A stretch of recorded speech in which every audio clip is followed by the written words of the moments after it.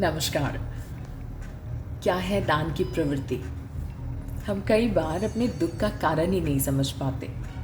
समझ भी जाते हैं तो उसे दुख का कारण मानते ही नहीं हैं। और यही वजह है हम निरंतर चिंताग्रस्त होते जाते हैं। अनजाना भय भी हमें सताने लगता है। ऐसा ही एक कारण हमारे संग्रह करने की प्रवृत्ति है। इस प्रवृत्ति के कारण हम समय समय पर दुखी होने लगते हैं, क्योंकि यह प्रवृत्ति हमारी लालसा को सींचने का कार्य करती है। बहुत अधिक लालसा लालच में बदलने लगती है। लालच के मोह में फंसकर हम अनावश्यक संग्रह करने लगते हैं, जबकि वास्तविक आनंद संग्रह में नहीं बल्कि बांटने में है। एक बार एक संत ने अपने शिष्यों से प्रश्न पूछा, क्या तुम बता सकते हो कि चंद्रमा और सद्पुरुषों में क्या समानता है? प्रश्न को सुनकर शिष्य मौन हो गए। उन्हें कुछ जवाब देते ना बना। संत स्थिति समझ गए।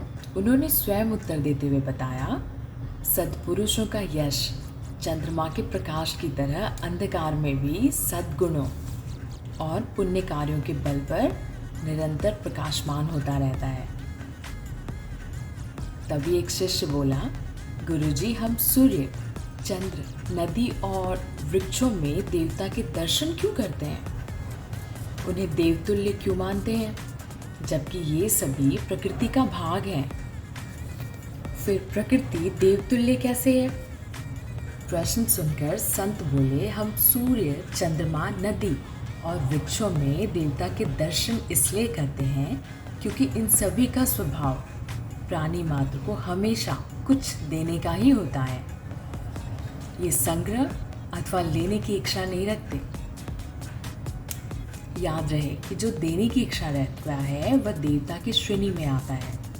इसलिए सूर्य, चंद्रमा, नदी और वृक्षों की आराधना की जाती है।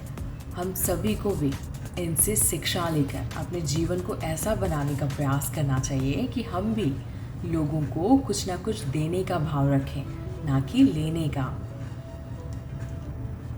शिष्य संत का भाव समझ चुके थे।